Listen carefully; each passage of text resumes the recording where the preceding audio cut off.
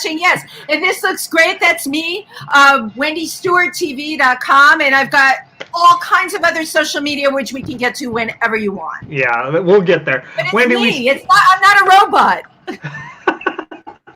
Wendy, we start the show off in an easy way. Ladies and gentlemen that do watch, I want to thank you for showing up. It's the Jesse Lewis Show, but I'm pretty sure Wendy's going to take it over. No, I'm not. I'm very low-key today, Jesse. So, Wendy, we start my show off in a stupid way, and that's the question of the week. The question of this week is if you could only have one sandwich for the rest of your life, which is good because you do a cooking show on Facebook. Yeah, if you could only have one sandwich, what sandwich would you choose?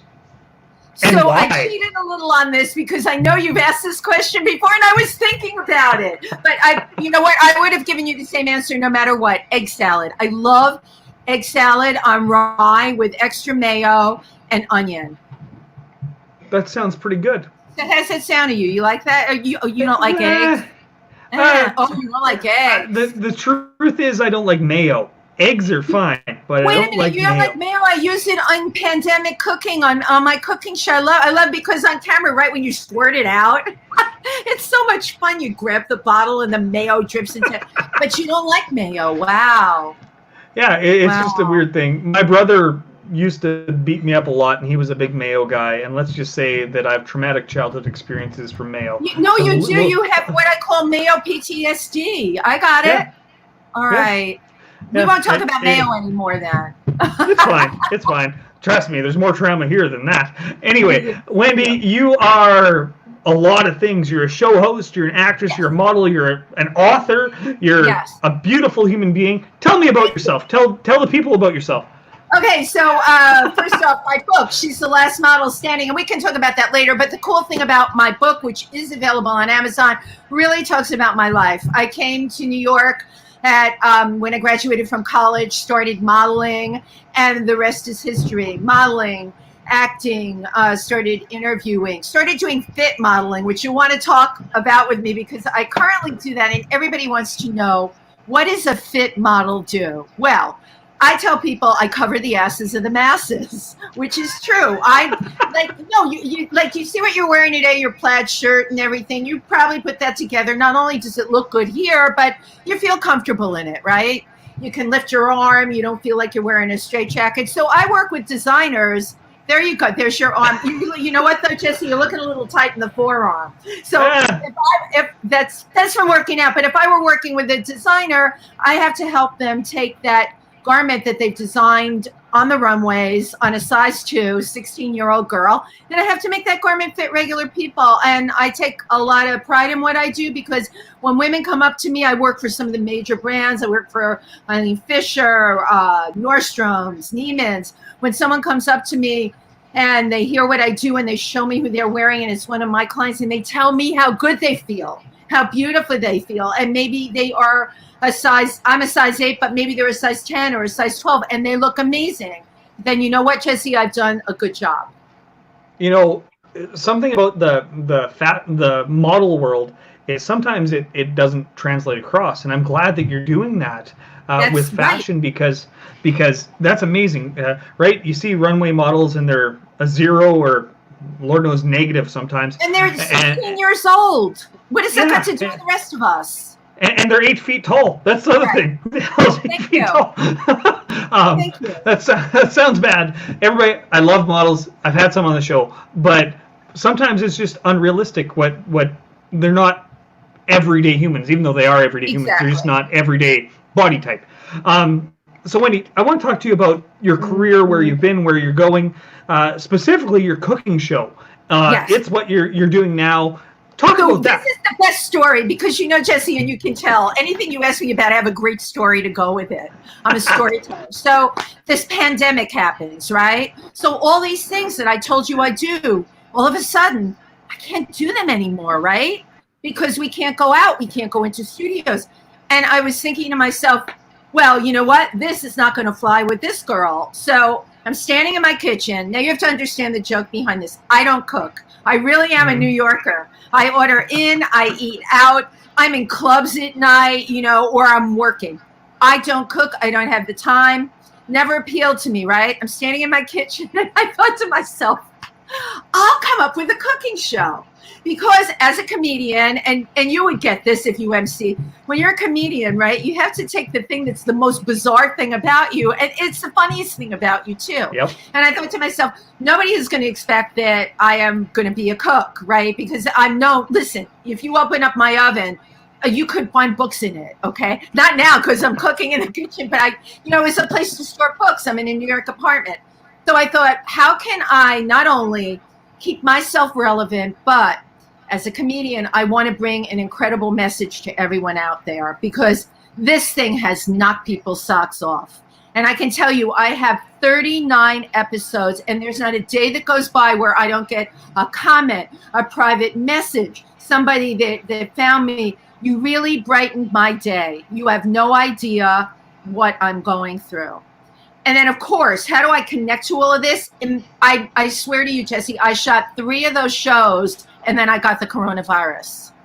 And I had to keep shooting, and I lost my sense of smell and taste. So let's put this up on the blackboard. Can't cook, can't smell, and can't taste.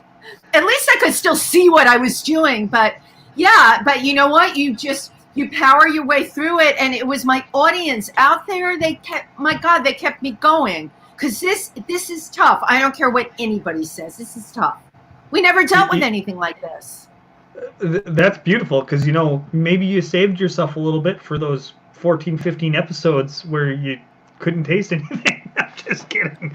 Well, I know, right? I think about that all the time. My smell and taste are only slowly coming back now. It's still not 100%. This corona is, I tell everyone, it's the weirdest thing on the face of the earth. The only good thing that came out of it for me, I went and I got the blood antibody test. I was able to donate my antibodies. And this is for anyone who's out there who's listening. If you get that test back and you're positive for antibodies, you can donate blood. And one session will help 3 people. All right. That's and it pretty really cool.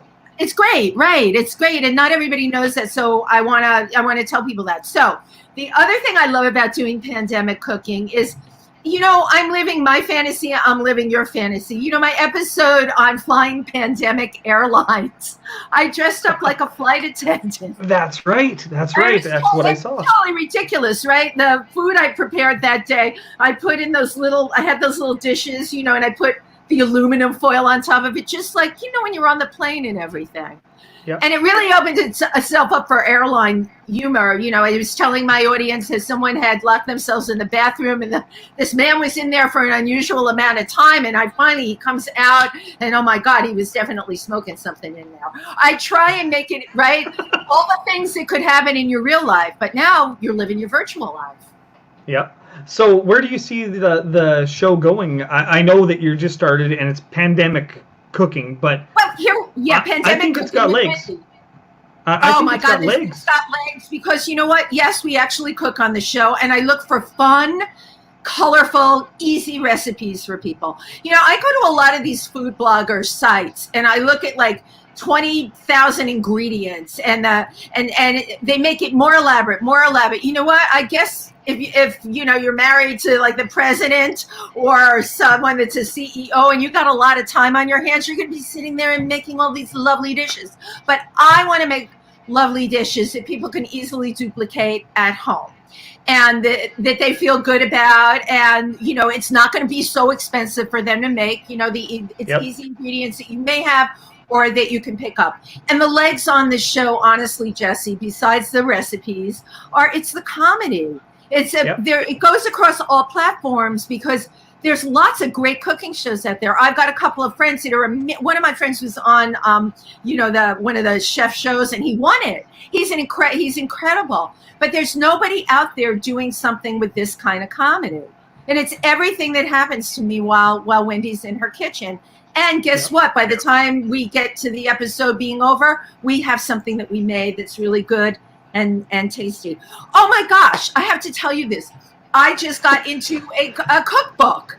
Quarantine. Really? Cafe Himbo Quarantine Cuisine. Someone was watching my show named Joe Zasso, who produced horror movies. And Cafe Himbo was something that was in a number of his horror movies. And he decided, another person like me, it's like, well, we can't do films, we can't do this, we can't do that. He decided he already had 6 cookbooks out. He was going to make a 7th on when you're quarantine cuisine makes sense. Mm-hmm. So he took my recipe that I had a friend help on that one. My friend who's a frontliner, Nurse Jed, and it's Nurse Jed's potato chip truffle crusted chicken. And I have to tell you, Jesse, it's out of this world. It was totally out of this world. And the thing that was so fun, it was right before we had to do masks. So Nurse Jed was able to come over to my house as a nurse, and also he came to check on my husband, make sure we were okay. And then he said to me, look, he says, we'll cook while we're here. And we did. And it was so great. It was so absolutely fun. And you can now find the recipe in this cookbook. That's awesome. So you're in New York, right? Yes. So you're in the center of what's happening right now. Well, one of the big centers, right? There's New York and there's Texas. That's where the major outbreaks are happening. I'm in the middle of nowhere. Right. Well, I'm in the middle of nowhere, and it hasn't affected us here. We have 1 million people in my entire province, and we're about the size of Texas. So there's a lot of media out there that says that it's not true or whatever, all the bullshit, to be quite honest. You've went through this. How bad was it for you? And I'm going to go a little seriouser than we normally would, but how bad was it? No, totally. You know the other thing I'm doing? I had a testimonial up on Facebook, 400 hits, people calling me, people messaging me, and I answered every single one. So go with it, Jesse. This is exactly what I want to do. So how bad was it to actually get through as a relatively young and healthy person compared to like a senior citizen, right? Right. How bad was it for a young, healthy person to actually get through it, and you're beginning to get over it now? No, I was over it like 10 days after I got it. Okay. We all got it. My husband, who is senior, older than me, he was the first one. And 2 days later, my daughter, who's 27, and myself came down with it. So here's the deal, and this is something people need to know. It is not a death sentence for everyone, but it is very, very, very real. March 17th, and I remember this, I think we shut down in New York. We shut everything down March 12th. I picked my husband up from cardio rehab because he had some heart issues. And when I was in his cardio rehab, I just thought, why is this even open? They knew something was coming. And you've got, the most fragile of all people there, the cardio patients. I picked him up on a Tuesday, and the doctor said, oh, will you be back on Thursday, to do the treadmill because they try and get you strong. It's a great thing. And when we left there, I said to him, you're not going back on Thursday. I said, I had a bad feeling. And by the following Tuesday, he was already, I didn't know he had it initially. Here were his first symptoms. And this is one everyone has to remember. Okay, besides falling asleep in the chair every 2 hours, anything that I gave him to eat, and I thought he was dehydrated, because you get that. You're on heart medication, you get dehydrated. I was yelling at him to drink more. Then he tells me everything he's eating, it tastes like wood. Now, I'm doing a cooking show. How are you telling me my cooking is tasting like wood? And I told my daughter, if Corona doesn't kill him, I will. Well, I didn't realize that he had it.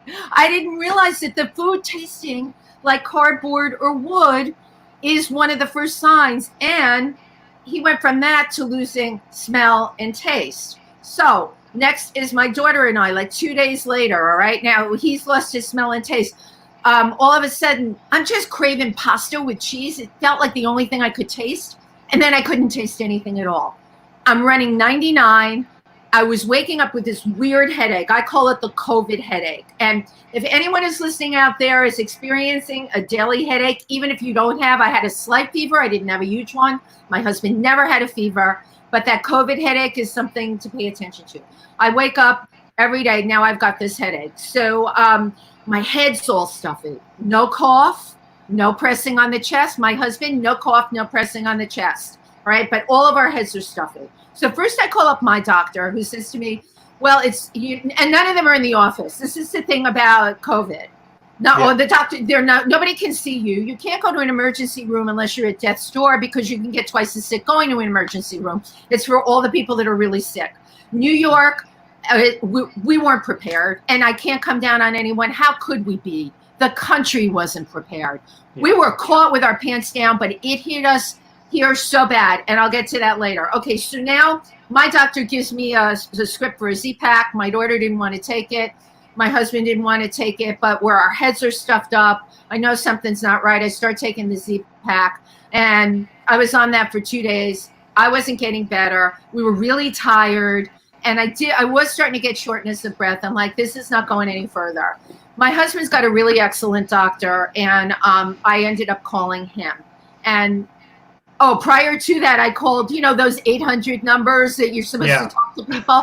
And you she's get stuck on? She's like, oh, no, you don't have COVID. If you're not coughing and not running a high fever, and if you're a little shortness of breath isn't it. You'd be feeling like there's something sitting on your chest. So here I'm trying to get help. Nobody knows anything. This is what is making me insane. His doctor, they talked to me on the phone. They said, all three of you need to quarantine.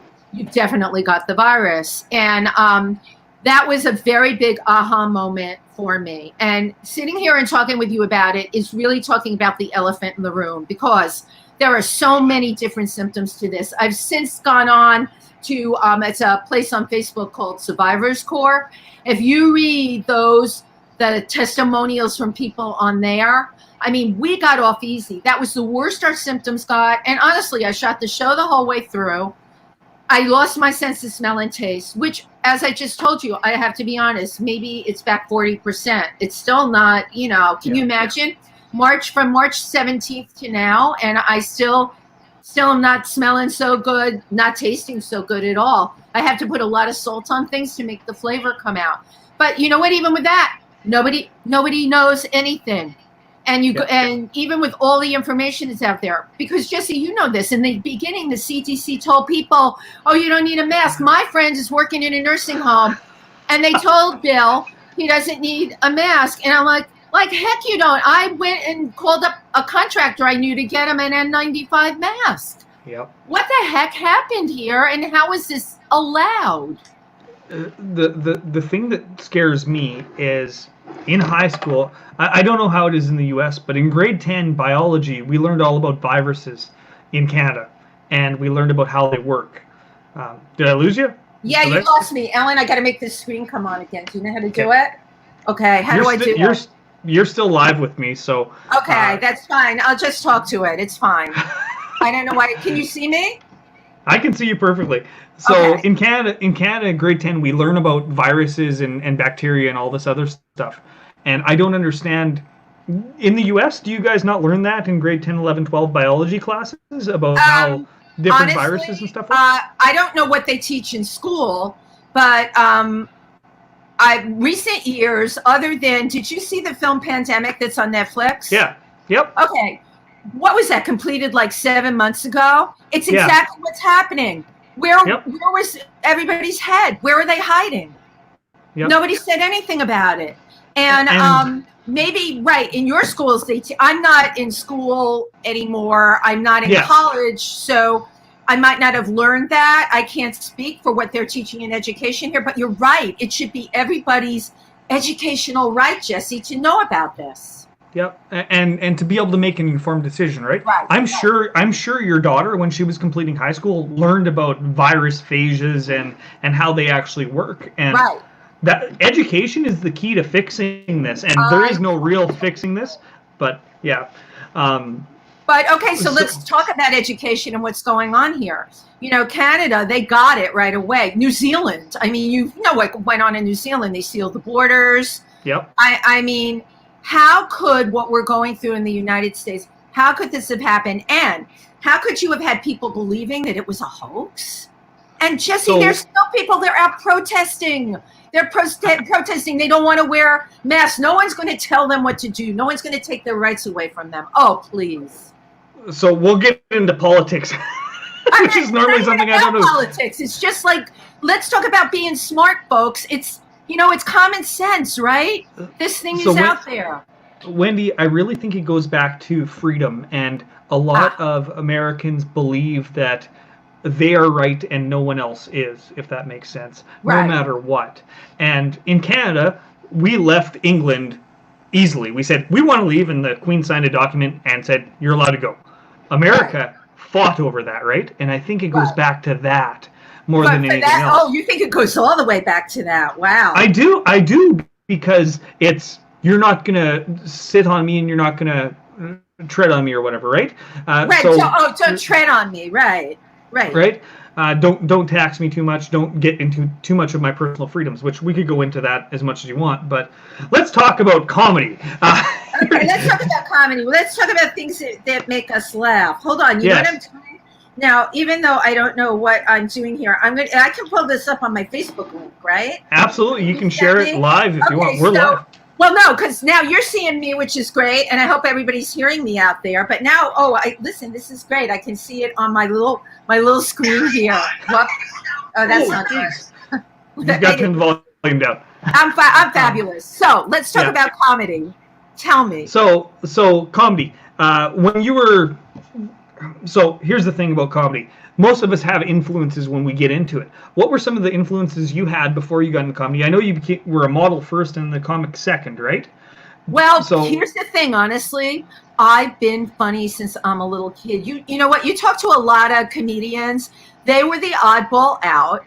Okay, they were the kid that used comedy to just cope in the world, to have friends. And you know what? I learned early on that having a sense of humor would help me be accepted, right? Maybe I wasn't the prettiest girl. I didn't fit in, right? But I was the square peg in the round hole. But guess what? I could make people laugh. And honestly, Jesse, to this day, it's the thing that works for me. Really? Well, yeah, that's amazing. Because usually most comedians have that, I had a horrible childhood or whatever else it was, right? I was just, I'm quirky. I mean, come on. Why do you think I do all the stuff that I do? It's like ridiculous, right? And it is. And if you look at all the different friends I have, I'm not in one scene. I'm in many scenes because, did I tell you I'm a member of the Explorers Club in New York too? That I'm going to tie that in because, I make films with my husband about endangered people and endangered animals. I go to remote parts of the world, but that's also part of my comedy. It's taking a sad situation, that people suffering a lot of the time, and being able to raise awareness, advocate, educate, and entertain. And I have a gift to do that. I'm not kidding you. I was with the Karo people and the Mercy people and the Hammer people in southern Ethiopia, right? They don't speak my language. I don't speak theirs. They look traditional. Their bodies are painted. They look like that every day. They don't wear Western clothing for the most part. And I would go into their villages to make this film, Fragile Beauty, about what their lifestyle was like. And they'd invite me to come in or whatever, but they would start talking about me. They'd be laughing at me. And I knew they were laughing at me, so I would look at them and start laughing as well. And the next thing I knew, we were all laughing. And here you have a really great case, right, of comedy, not taking yourself seriously, breaking through culture. It can break through culture. It can break through language. It can break through anything. So for me, it was just something I was born with, honestly. I will always see the sunny side of things. It's interesting you bring this up because I had a good friend who commented who hadn't seen my Pandemic Cooking, which is a comedy show. And he commented and he said, there's nothing funny about this pandemic.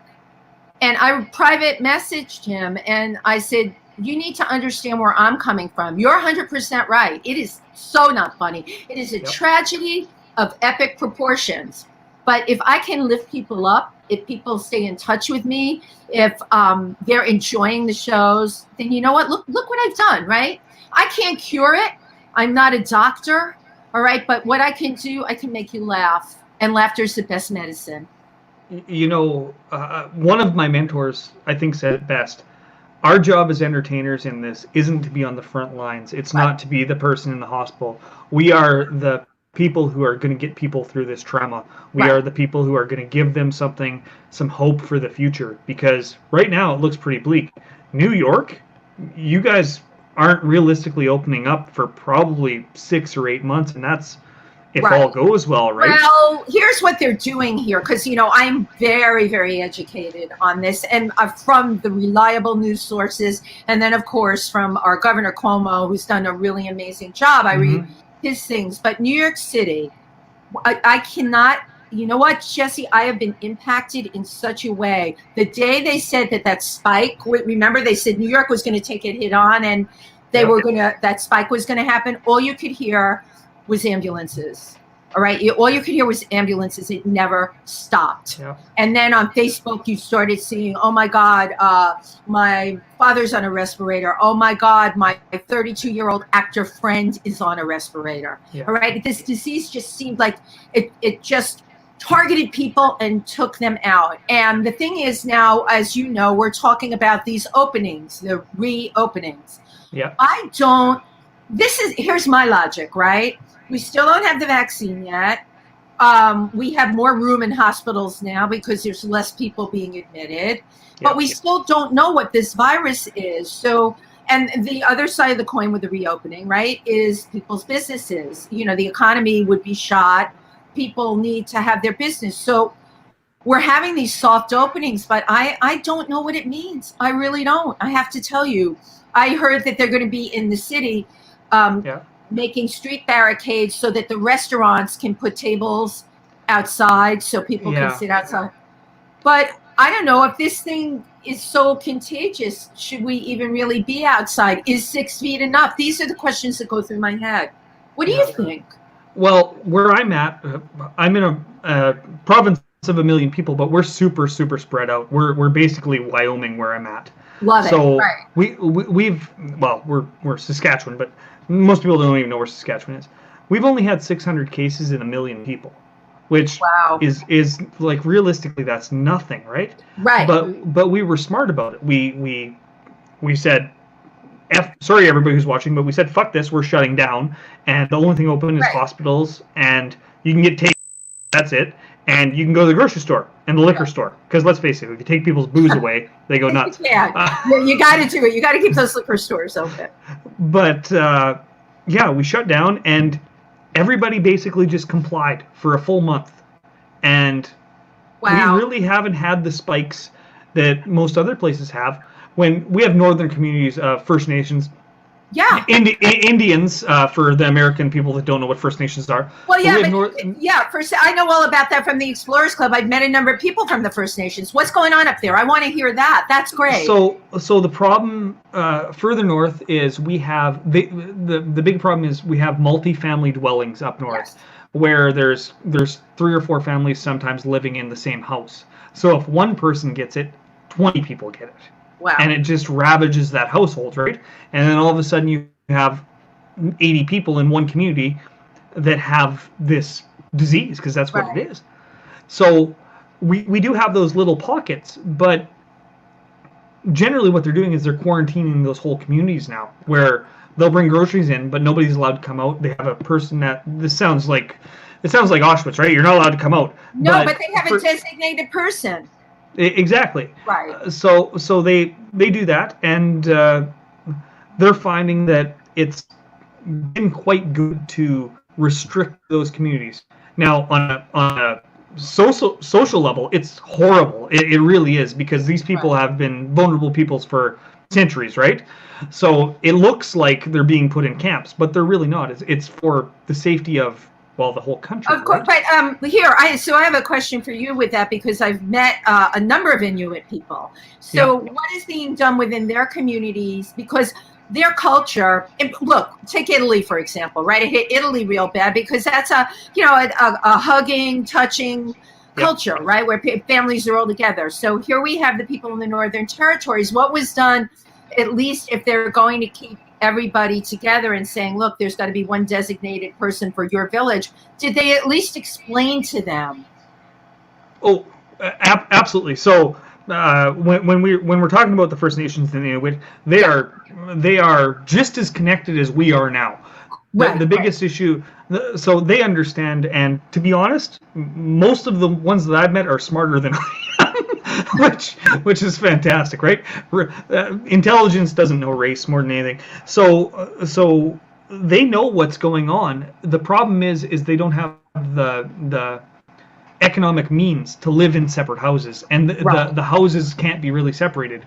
So the communities that are having this happen are basically having to let it go through, and they're living with 3-4 generations in their communities, or in their houses. So that's the biggest problem, right? If the elder grandma's there, she's probably going to die, because if it goes through the household, you're screwed. No, and absolutely, you did bring out a very good point. So I think let's talk about like going forward, right? And even for where you are, if the people in those areas, in those villages, can at least be prepped somewhat, right? What to look for, to have thermometers. I mean, that seems like a simple thing. We didn't have them here in New York. My friends were all flipping out. No one had a thermometer, and you couldn't get one. All right. And you're talking about the elders, right, that live in the families. If you can check their blood oxygen level with the oximeters, you're ahead of the game. You know, you're absolutely ahead of the, at least people, you know what, they got caught off guard in the Northern Territories. And look at us in New York City, right? We got totally, 5 days to prep for this? Forget it. It was too long. It was and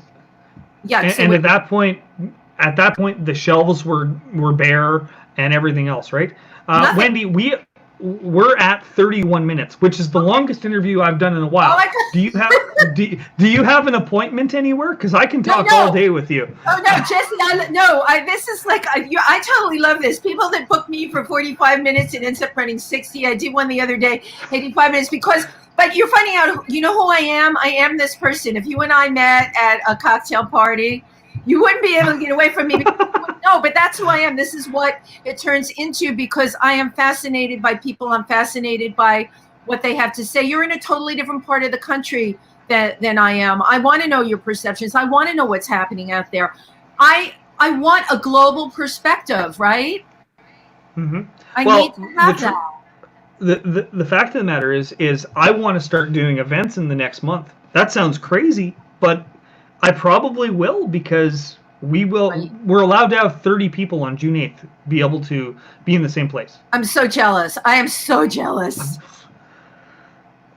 Well, I wish it was sooner and I wish this never had happened, but it's given us so much opportunity as well. As comedians, as with the modeling stuff that you do as an author, it's given us all the perspective that we possibly need to move forward in a different way and connecting. I would have never ever met you had this not happened, right? You see, I have to tell you, it is unbelievable. I am doing podcasts, I am doing interviews, and they're all from the corner of my couch, right, with a computer in front of me. If someone told me 3 months ago that this is going to be what my life had turned into, I would have said, "Oh, you're out of your mind." And look, here I am, right? Here I am. And oh my God, can I just tell you one more thing because I never got to do this. I want to tell you everything. I make films, and then the film that my husband and I have been working on for a year now is called Working Dogs, a Love Story. It's about therapy and service dogs. So we were pretty much done shooting. I have one more segment I really want to shoot about people that are in jail working with service dogs, training them. You know, so it's a win-win for everybody, right? A person ends up getting a service dog that's been trained, that can do things for them. And, you know, if you're in jail, it's using your time in a productive way, really like in a community service way. So we've been working on this film for a year. And right before, like the second day of the pandemic, I find an editor. And I had been looking for one for months. So to me, this editor was sent from the universe. So now my film is being edited while we're here. And hopefully by the fall, it'll be finished and ready to go. It's called Working Dogs, a Love Story. That's wonderful. You know, a lot of people are against pulling those work programs out of jails. And I think that's insane because it gives people a purpose while they're in there, right? We're paying taxpayer dollars, right? I mean, listen, they're in jail for a reason. I'm not going to say that they're not, but let's try. You know, I definitely make lemonades out of lemons. I'm sure you realize that. Or somebody once said to me, "Wendy, you're the little blade of grass that comes up through the concrete." But the truth of the matter is programs like that are really good because someone's going to get a service dog at the end of that. And what could be better? And the prisoners get a skill. They really do. They could turn that into something huge if they wanted to, right? Exactly. Wendy, where can people find you? We're at 35 minutes. Where can people find you and all that stuff? Okay, let's go. So my YouTube channel, Wendy Stewart TV, where you can see all of my pandemic cooking episodes. Please subscribe. It's really easy. You can find me on my website, www.wendystewarttv. You can find me on Facebook under Wendy Stewart. You can also find me on Facebook because of my book, She's the Last Model Standing. My page on Facebook is also called She's the Last Model Standing. My films on Facebook can be gone under Visual Journeys. Visual Journeys are stories. Oh my God, I've got so much social media. And then on Instagram, I am under She's the Last Model Standing. And on Twitter, She's the Last Model Standing. Is that enough social media, Jesse? That's enough. And if all else fails, WendyStewartTV.com is scrolling below. That'll work if all else fails, right? You're amazing. So, I love you to death. Thank you. Yeah, that's it, Wendy. The last question. Do you know what the last question is? You said you watched a couple episodes. Do you know what I always ask people? I didn't. I'm drawing a blank on that. You didn't get to the end. The question I always end off with is, during this COVID stuff, while we're all locked up, what's one thing you've done today, not for anybody else, but for yourself, and it can't be this interview, to make you happy? All ready for you, Jesse. I started doing meditating. I'm doing the 21 Days to Abundance with Deepak with Deepak. Yeah, Deepak. Thank you, darling. Yeah. And I am on day 11. Today is my day 11, and I have to tell you, I'm already seeing the things that are happening. It's amazing. If you think with your heart, and if you reach out to people, and you're coming from a real place, incredible things will happen on both ends. That's awesome. Wendy, I want to thank you for being on. Thank you, Jesse. The one viewer that's been through it all with us, thank you for watching. Thank you for being there, audience. Goodbye. Bye, everybody.